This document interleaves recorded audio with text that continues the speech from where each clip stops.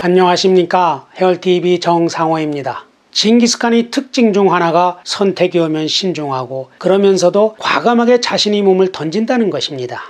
호라즘이 오트라리에서 교역 사절단이 몰살당하자 다시 사신을 보내 술탄의 의중을 최종 확인하고 부르칸 칼둔산에 올라 기도하며 복수를 맹세했습니다. 후계자도 정해 자신의 왕국이 계속 유지될 수 있는 기틀도 세웠죠. 신중에 신중을 기해 준비를 다 한 거죠. 그렇지만 출전 전에 할 일이 하나 더 있었습니다.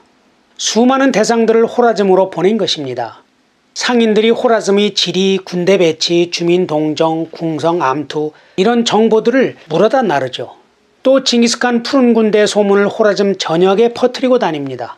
몽골군은 무적의 군대다. 항복하면 더 어렵지만 저항하면 씨도 남기지 않는다. 징기스칸은 종교와 인종을 가리지 않는 메시아다. 그리고 1219년 여름 신장 위그르에 위치한 아르티시강 상류 뚝에 대군을 집결시키고 전쟁을 선포합니다. 제2 부인 쿨란 카툰이 동행하고 본토 방위는 막내 동생 태무게에게 맡깁니다. 병력은 최소 9만 명에서 최대 20만 명으로 의견이 다양한데요. 금나라 전선이 무칼리에 딸린 2만 명과 본토 방위군을 빼야 하니까 10만여 명을 조금 넘었을 것입니다. 여기에 위그르와 카라키타의 동맹군, 금에서 잡아온 공병대와 의무대를 합치면 15만 명 규모가 되죠. 이미 복속한 서하에도 동맹군을 요청했습니다. 그러나 돌아오는 답은 조롱이었죠. 자기 적도 응징할 능력이 없는 자가 어찌 칸을 자처할 수 있느냐. 훗날 서하는 그 대가를 혹독하게 치르는데요. 국제관계에서 거절해도 꼭 그렇게 모욕적으로 도발해야 했는지 어리석은 일이죠. 아마 서하는 징기스칸이 호라즘 정벌에서 패하거나 이기더라도 피해가 클 것이라고 판단했던 것 같습니다. 호라즘은 병력이 40만 명의 원정거리도 호라즘이 서울 사마르칸트까지 2,500km가 되었습니다. 그 사이를 6,000m 이상의 가파른 산악과 사막 같은 자연 장애물이 가로막고 있거든요. 국경 넘어 어디로든 침투할 수 있던 금나라 정벌과는 차원이 달랐던 거죠. 거기다가 호라즘은 곳곳에 견고한 성곽과 요새를 갖추고 있었습니다. 상식적으로 불가능한 전쟁이라고 생각됐던 거죠. 이런 상황에서 징기스칸의 기본 전략은 분산 공격, 속도전, 심리전이었습니다. 칸은 군대를 4개 군단으로 나눕니다. 제1군은 자신이 직접 맡고 2군은 차카타이와 어거데이, 3군은 주치, 4군은 제베가 맡죠. 제베의 4군은 별동되었습니다. 아르티시 강이 아닌 그보다 훨씬 남쪽에 있는 카시가르 지방에서 출발하죠. 적을 교란시키기 위한 1단계 작전이었죠. 제베군이 진격하는 길은 알려지지 않은 샛길이었습니다. 카라키타이를 습격했을 때 우연히 발견했는데 그 끝이 호라즘으로 연결되는지는 알 수가 없었죠. 그런 미지의 길을 따라 제베가 3만 군사의 선봉에 서서 3개의 지붕인 파미르원과 텐샨 산맥 사이에 갈라진 틈으로 들어갑니다. 역사상 원정군을 이끌고 알프스 산맥을 넘은 인물로 한니발과 샤를마뉴 대제, 나폴레옹이 있잖아요. 그중 겨울에 넘은 사람이 한니발인데 코끼리 부대를 이끌고 넘었죠. 한니발에 비견되는 영웅적인 행군이죠. 몽골군은 혹한 속에서 어른 키보다 높이 쌓인 눈을 내치며 높이 4,000m 고개를 넘어야 했습니다. 말은 동상에 걸리지 않도록 다리를 야크 가죽으로 감싸줬고 몽골 말은 말발굽으로 눈을 파내며 풀을 찾아 먹었습니다. 그 과정에서 수많은 병사들이 추위와 영양실조로 죽어가며 하얀 세상에 꽁꽁 언 채로 남겨졌던 것이죠.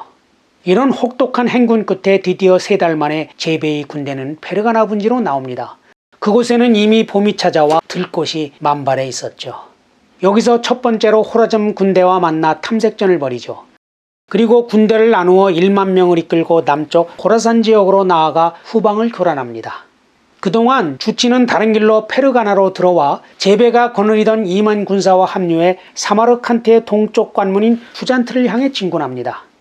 가장 먼저 전투가 벌어진 곳은 사마르칸트의 북방 관문인 오트라리였습니다. 1219년 가을에 차카타이와 어거데이군이 성을 포위하고 공격하기 시작하죠. 이번 전쟁을 촉발시킨 곳이어서 치열한 공방이 벌어집니다. 그런데 칸의 1군은 오트라르 성을 앞에 두고 갑자기 북쪽으로 고개를 돌립니다. 호라즘군의 시야에서 완전히 사라져버리죠. 어디로 갔을까요?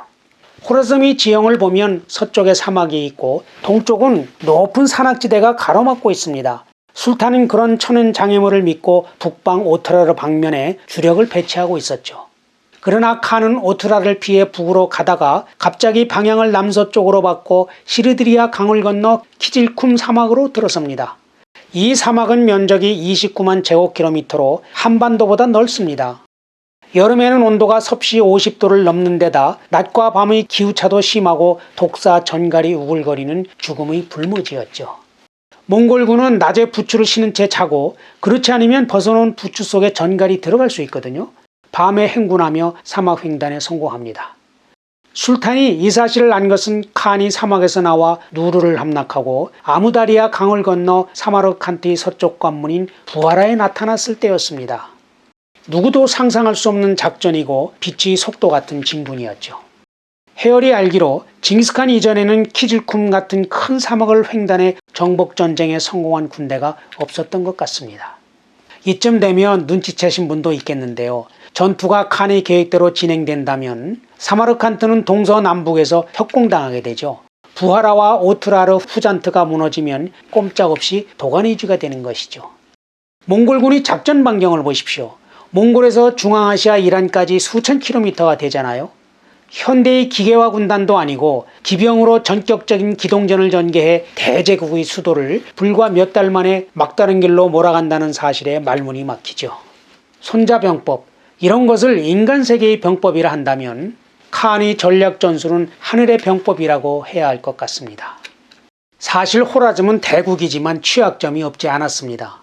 우선 이웃 무슬림 국가와 관계가 험악했습니다. 이슬람 세계의 종교적 권위를 갖고 있던 바그다드의 아바스 칼리파국이 칸에게 호라즘 공격을 청했다는 말이 있을 정도였죠. 내부적으로도 지배층은 투르크족이지만 다수 백성들은 페르시아인과 아랍인이어서 일체감이 약했습니다. 거기다가 술탄은 어머니와 권력 다툼을 하고 있었습니다. 40만 대군이 집결된 힘을 발휘할 여건이 되지 못했고 반면 칸이 심리전을 구사할 빈틈은 많았던 것이죠. 이런 상황에서 술탄은 견고한 성곽과 요새에 틀어박혀 방어하는 전략을 택합니다. 몽골이 금나라와의 전쟁에서 약점을 보인 공성전에 승부를 건 것이죠. 그러나 오히려 그 때문에 몽골군에게 각계격파당하게 되죠. 반면 몽골군은 병력은 적지만 100% 전투병입니다. 식량과 노동력을 현지 조달하니까요. 또 병사 개개인이 모두 프로 전사들이고 기병입니다.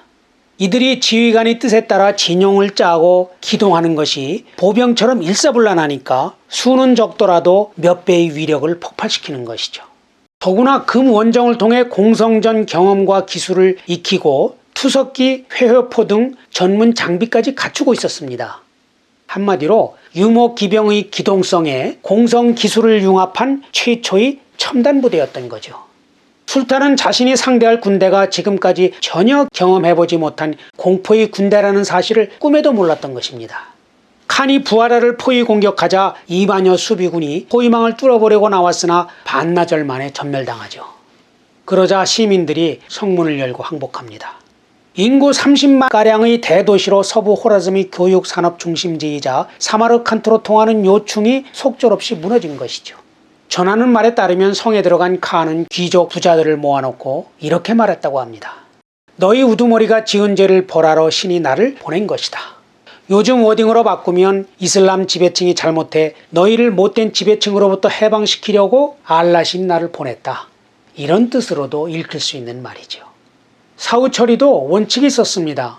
사무원 기술자처럼 전문 재능 있는 사람들은 몽골로 끌고 가고 일반 건강한 사람들은 노역이나 인간 방패 등 전쟁 도구로 징집합니다. 성곽과 요새는 파괴해 평지로 만듭니다.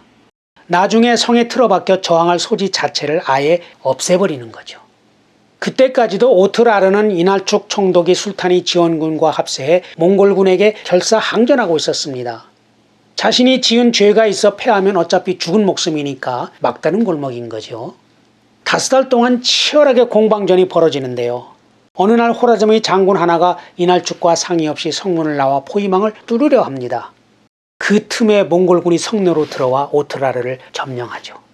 이날축은 코와 입에 녹인 은을 조금씩 흘려넣어 죽이죠. 이제 칸이 작전대로 몽골의 4개 군단이 동서남북에서 진군해 1220년 3월에 사마르칸트에서 만납니다. 성을 포위 공격하죠.